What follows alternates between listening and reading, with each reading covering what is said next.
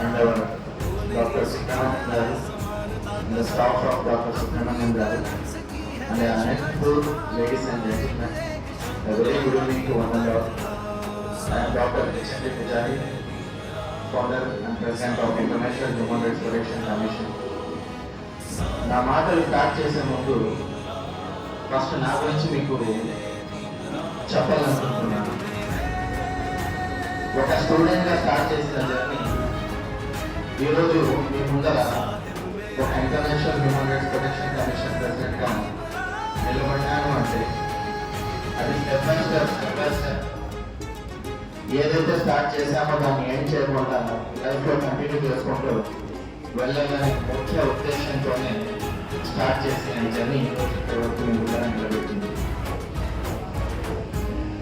ఈరోజు మన సుబ్రహ్మణ్యం గారి హానరబుల్ డాక్టరేట్ రిసీవ్ అయిన ఒక సెలబ్రేషన్స్ ఇక్కడ మనమంతా జరుపుకుంటున్నాం.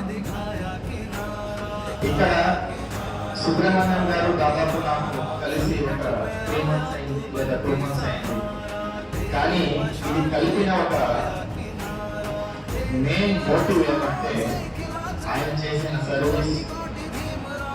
ఆయన దాదాపు ఎంబీఏ తర్వాత ఎంఏ రూరల్ డెవలప్మెంట్ చేశారు and he is pursuing his PhD thesis.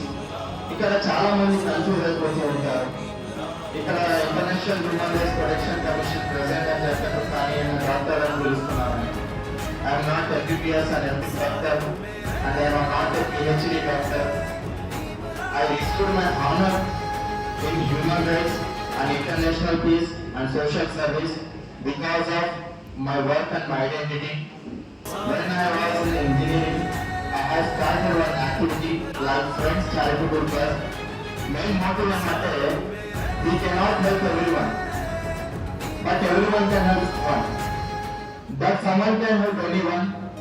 Let us show that we all are one. Until people say we won't. This is our motive. ఈ మోటివ్తో స్టార్ట్ చేసిన జర్నీ ఇక్కడ వరకు ఒక అంతర్జాతీయ వైడ్ ప్రతి కంట్రీలో మన టీమ్స్ ఉన్నాయి. యూరోపియన్ కాంటినెంట్ నుంచి గల్ఫ్ కాంటినెంట్ వరకు మన international human rights protection commission teams ఉన్నాయి. టీమ్స్ ఉండడం ముఖ్య కారణం ఏమంటే మనకందరికీ ఇది కూడా తెలుసు, we have hundreds of organisation. మనకు ఆ నాలెడ్జ్ ఉంది. చాలా ఆర్గనైజేషన్స్ ఉన్నాయి. హ్యూమన్ రైట్స్ అనో, కన్స్యూమర్ రైట్స్ అనో, సిటిజన్ రైట్స్ అనో, ఉమెన్ రైట్స్ అనో, చిల్డ్రన్ రైట్స్ అనో చాలా ఆర్గనైజేషన్స్ ఉన్నాయి. బట్ కొన్ని ఆర్గనైజేషన్ డిస్ట్రిక్ట్ లెవెల్ మాత్రమే వర్క్ చేస్తాయి, కొన్ని స్టేట్ లెవెల్ చేస్తాయి, కొన్ని నేషనల్ లెవెల్ చేస్తాయి. చాలా తక్కువ ఆర్గనైజేషన్ ఇంటర్నేషనల్ వరకు అప్రూవల్ తీసుకుని ఇంటర్నేషనల్ లెవెల్లో మానవ హక్కుల కోసం మన హక్కుల్ని కాపాడుకుంటూ మనం సొసైటీలో వెళ్తాం. అప్పుడు డాక్టర్ బిఆర్ అంబేద్కర్ గారు ఎవరైతే మన రాజ్యాంగాన్ని బిల్డ్ చేసి మన చేతుల్లో పెట్టారు, పెట్టిన తర్వాత ఆ రాజ్యాంగం నుంచి వచ్చిందే మనకి ఫండమెంటల్ రైట్స్. ఫండమెంటల్ రైట్స్ అనగానే హ్యూమన్ రైట్స్, హ్యూమన్ రైట్స్ అనగానే మన హక్కులు. మన హక్కులు ఏమంటే మనకు తెలిసిందే, జీవించే హక్కు, మాట్లాడే హక్కు. డబ్బున్నవాడు మాట్లాడేంత డబ్బు లేనివాడు మాట్లాడుతున్నాడా? మాట్లాడాడు. ఎందుకంటే డబ్బున్న వారికి మాట్లాడే ధైర్యం డబ్బు ఇస్తారు, కానీ డబ్బు లేని వారికి మాట్లాడే ధైర్యం డబ్బు లేదు కదా, ధైర్యం ఎక్కడ నుంచి వస్తుంది? కానీ ఆ ధైర్యాన్ని మనం ముందర తీసుకొని వచ్చేదే మానవ హక్కుల సంఘాలు. ఆ ధైర్యాన్ని మనం చూపించేదే అదే మానవ హక్కుల సంఘం రూపంలో వచ్చిన మన international human rights protection commission.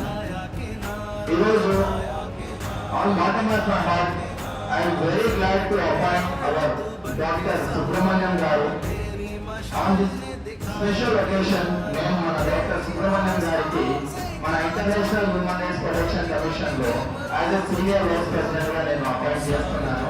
After this appointment congratulation sir. ఈ ప్రోగ్రామ్ ముగించే ముందు సార్ అపాయింట్మెంట్ కూడా నేను నా చేతుల మీదుగా ఈ ప్రోగ్రామ్ ముగించి ఇది మెమరబుల్ డేగా సార్ ఎప్పుడు ఉండాలని చెప్పి నేను కోరుతున్నాను. డెఫినెట్ గా ఈ మెమరబుల్ డేగా సార్కి ఉండాలి, ప్లస్ నాకు ఉండాలి. ఎందుకంటే పర్సనల్ గా వస్తే ఈరోజు నా కూతురు కంటే ప్రొఫెషనల్ గా వెళ్తే ఈరోజు సుబ్రహ్మణ్యం గారు పర్సనల్ మన ఆర్గనైజేషన్ లో అపాయింట్ అయినారు. Please sir. Welcome to our family of HRPC. చాలా మంది నేను మీ టైం ఎక్కువ తీసుకోను, ఎందుకంటే ఇక్కడ మీ సార్కి సన్మానం కూడా చేస్తాను. ఒక 10 minutes way of journey of our international human protection commission గురించి చెప్పి, తర్వాత ఈ యూనివర్సిటీ నుంచి మన సుబ్రహ్మణ్యం సార్కి ఎట్లా ఈ డాక్టరేట్ రికమెండ్ అయింది అనేది చెప్పి, తర్వాత మన సొసైటీ అండ్ హ్యుమానిటీ గురించి కొన్ని విషయాలు నేను మీతో షేర్ చేసుకోవాలనుకున్నాను. ముఖ్యంగా సాయం చేయాలంటే డబ్బు ఉంటేనే సాయం చేయగలం, డబ్బు లేకపోతే మనం సాయం చేయలేమని. సాయం అనేది డబ్బు రూపంలో కాదు, సాయం అనేది మాట రూపంలో చేయొచ్చు. సాయం అనేది ఎవరన్నా కూడా ఆపదలో ఉన్నారు, ఇంజస్టిస్ గా ఫీల్ అవుతున్నారంటే నేనున్నాను మీతో పాటు, రాగలుగుతాను, ఈ సమస్య ఏముంది మాట్లాడదాం, ఎక్కడ వరకు అన్నా నేను మీతో సపోర్ట్ ఉంటానని ధైర్యం ఇచ్చేదే చాలా పెద్ద గొప్ప సాయం. మనం అనుకుంటాం ఎక్కడ ఉన్న మనిషి ఈరోజు ఇక్కడ మీ ముందర వచ్చి మీ ఆపదలో ఉంటే తప్పి నీళ్ళు ఏమని తప్పి ఆకలి అవుతానని చెప్పి మనం అన్నం పెడతాం. అతను ఏమన్నా మన బంధువా అయినా కూడా మనం అన్నదానం చేస్తాం.